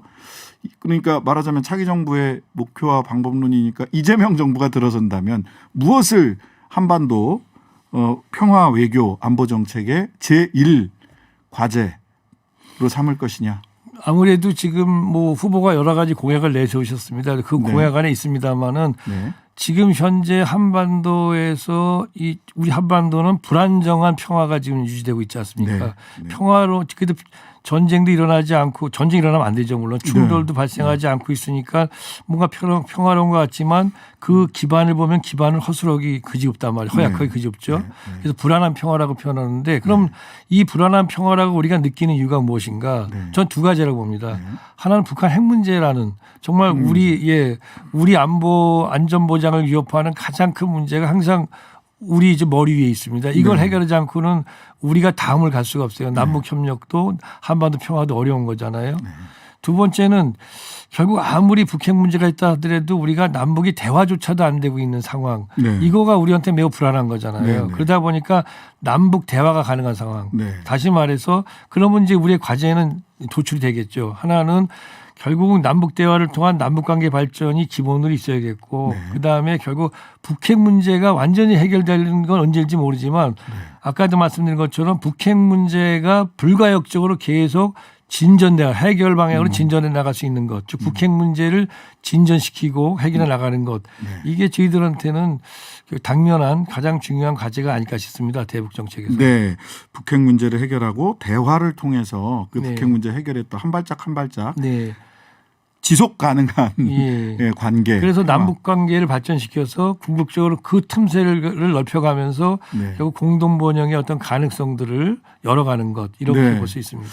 굉장히 신중하고 진중한 말씀이시고 목표인 것 같습니다. 예. 다음에는요. 다음 돌아오는 목요일에는요. 국민의힘 윤석열 후보의 외교안보 정책본부 총괄간사인 신범철 경제사회교육원 외교안보센터장과 함께 한반도 외교 통일 정책과 관련해서 윤석열 후보 측 입장도 한번 들어보도록 하겠습니다. 네, 지금까지 민주당 이재명 후보 선대위의 평화번영위원회 위원장인 이종석 전 통일부 장관님과 말씀 나눴습니다. 감사합니다. 네, 감사합니다. 네, 며칠 전 요즘 논란의 별다방이 아메리카노 가격이 인상됐다고 하죠. 기후위기 때문이다. 이렇게 설명을 했어요. 막연하게 느껴졌던 기후위기가 별다방 커피값 인상으로 이어지는 우리 일상 속으로 좀 밀접하게 들어오게 됐는데 이거 한번 점검해 보겠습니다. 대통령을 위한 과학 이종필 박사님과 기후위기 이야기 이번 주부터는 좀 자세하게 나눠보도록 하겠습니다. 안녕하세요. 안녕하세요. 이종필입니다. 네. 하필이면 별다방이 요새 어제 오늘 그러게요. 굉장히 네. 논란에 가운데로 갑자기 훅 들어왔어요.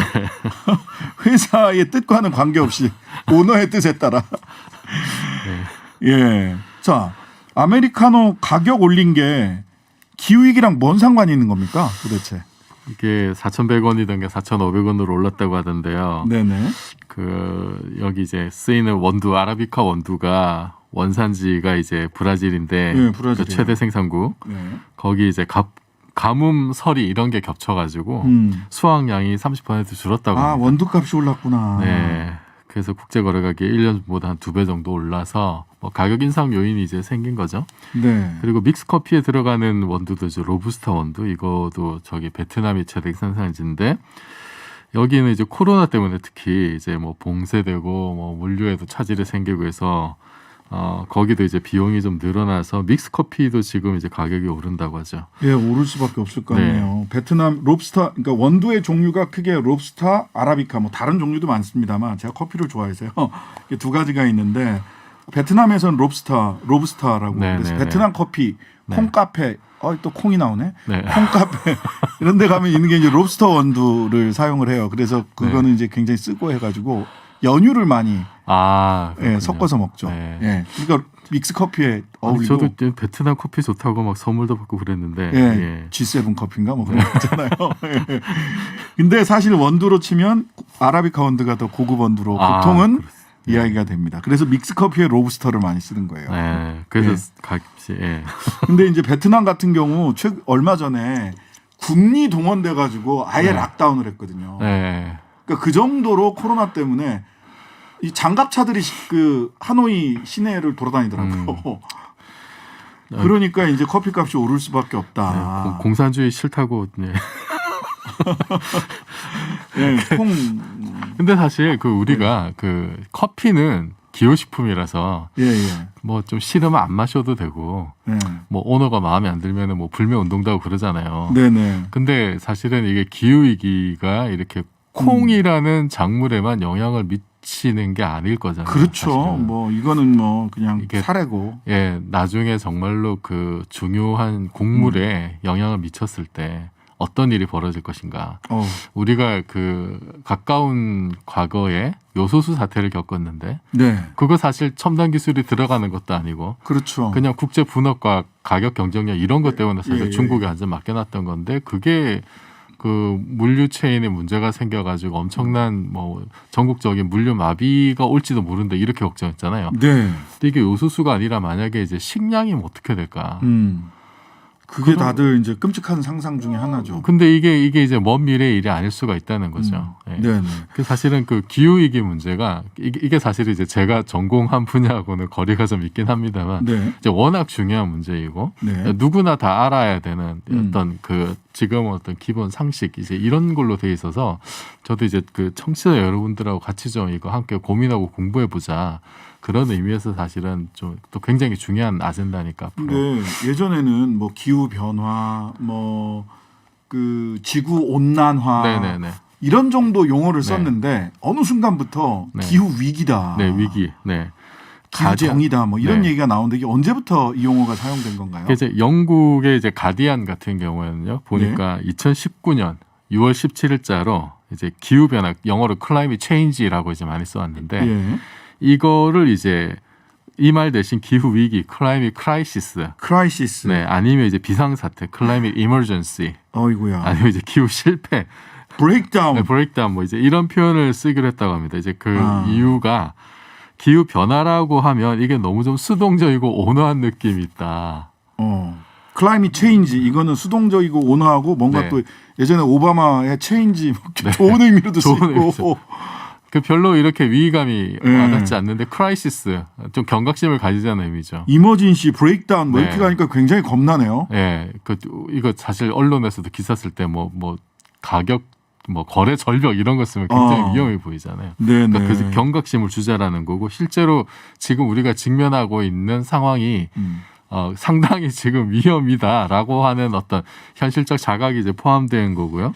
뭐 온난화도 글로벌 워밍이라 그러잖아요. 예, 지구 온난화. 이것도 따뜻해지니까 뭐 좋은 것 거 같은데? 같은데 이런 느낌이 있어서 워밍보다는 히팅으로 바꾸는 게 어떠냐. 히팅. 예, 데워지고 있다. 덥네요. 네, 말만 덥죠. 들어도. 말만 들어도 덥죠.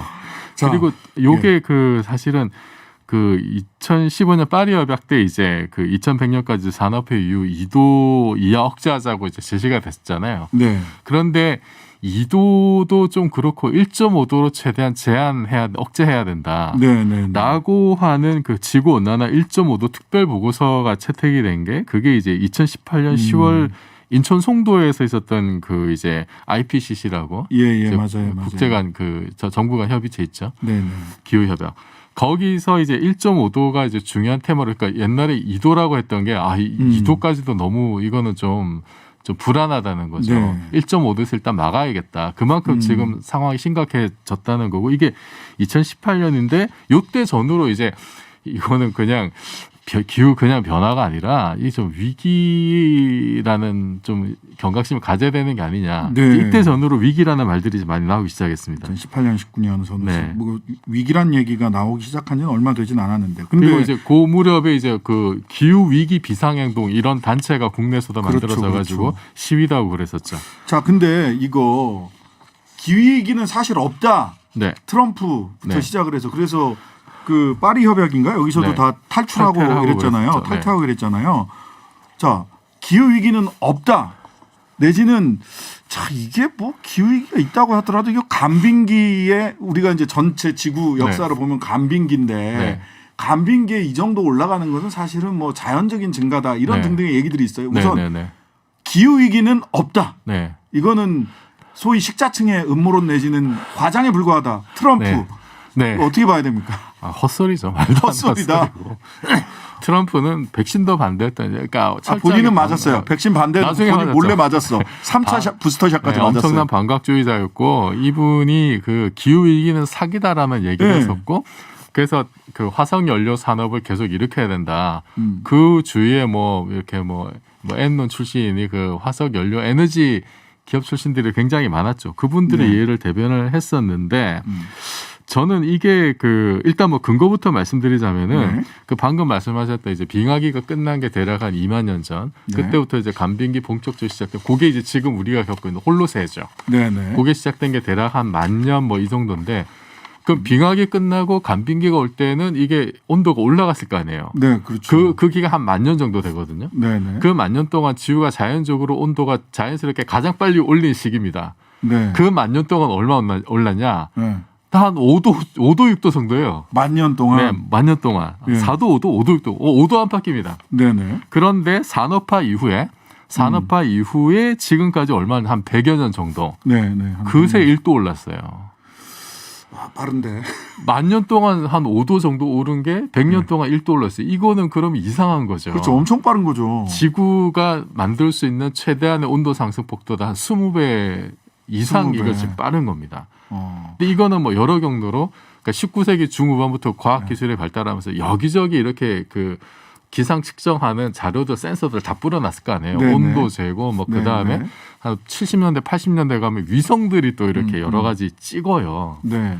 그래서 계속 기록을 해서 쌓아왔던 자료가 있단 말이죠. 네. 그래서 이 기후 그 평균 기온 올라가고 있는 거는 이거는 뭐 감출 수 없는 사실이고 자, 그 평균 속도가 기온이 굉장히 빠르다. 자, 네. 근데 그러면 자, 평균 기온 올라가는 거는 그래 좋아. 그게 객관적인 네. 팩트라고 해.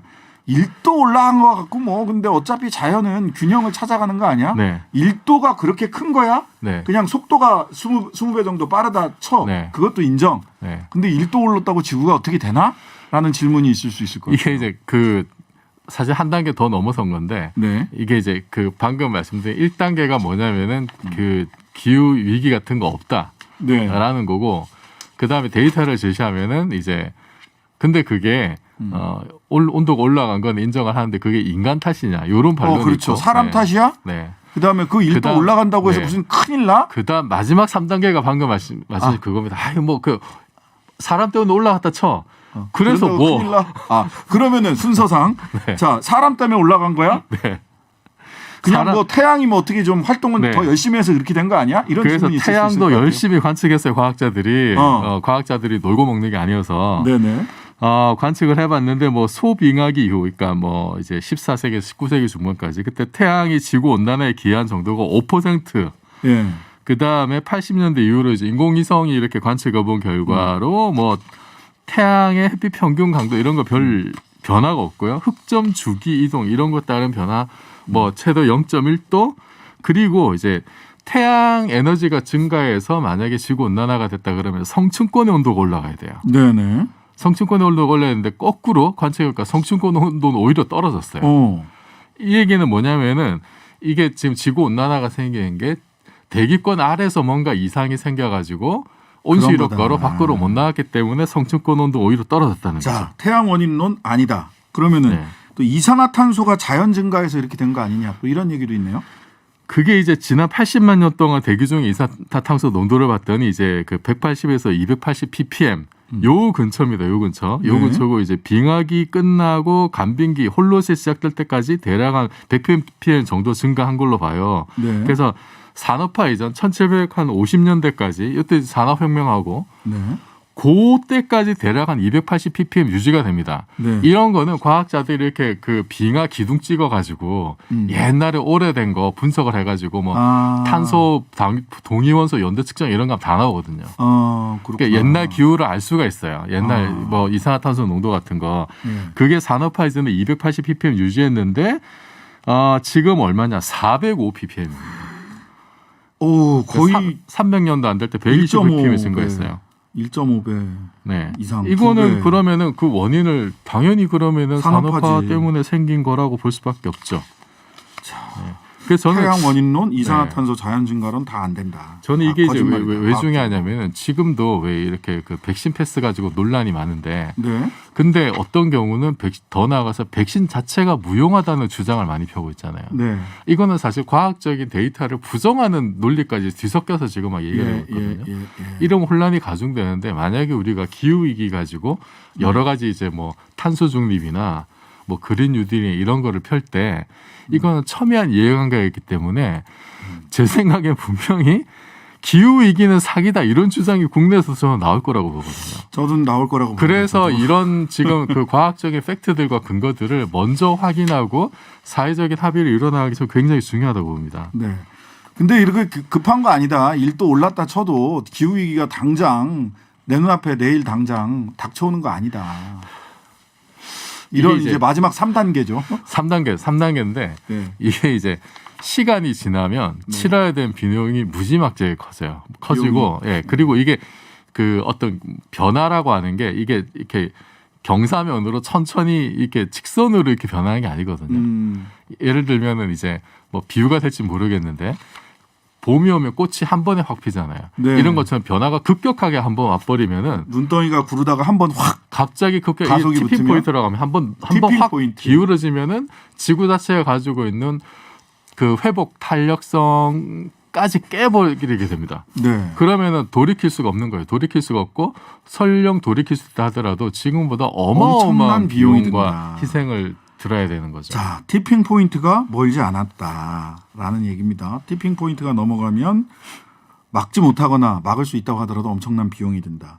자, 우리 삶에 앞으로 많은 영향을 끼칠 거다. 즉 이 기후위기가 네. 어떤 영향을 끼치게 될까요? 그러니까 뭐 그 가뭄이나 집중호우 이런 거 있잖아요. 그 다음에 폭염이나 혹한이 늘어나면 그 자체로 이제 사람과 재산의 인명 피해 같은 게 발생을 하죠. 네. 그런 것도 있고 그 다음에 이게 이제 작물에 피해를 주면은 이제 콩값만 올라가는 커피콩만 문제가 아니라 네. 식량 위기를 초래하면서 국제적 분쟁을 일으킬 수가 있고 예.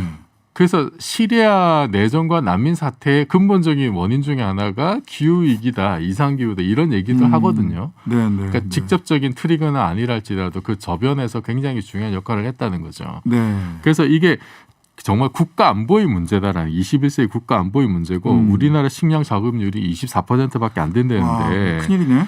이거는 정말 요소수보다도 훨씬 더 심각한 문제로 봐야 되고 그리고 특히 이제 우리나라 한반도 주변, 동아시아 한반도 주변이 그 지구 온난화의 속도가 세계 평균보다 2배 정도 빠릅니다. 아, 그래요? 네. 그렇게 빨라요? 네, 2배 정도 빨라요. 뭐 해수면 상승하는 거나 뭐 온도 상승하는 거나 이런 게 2배 정도 빨라요. 네.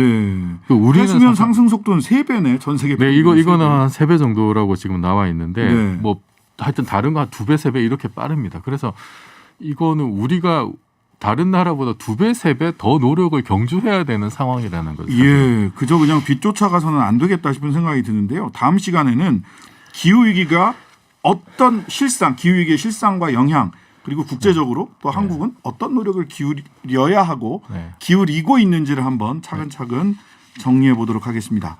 예, 지금까지 건국대 상어교양대학 이종필 교수였습니다. 감사합니다. 고맙습니다.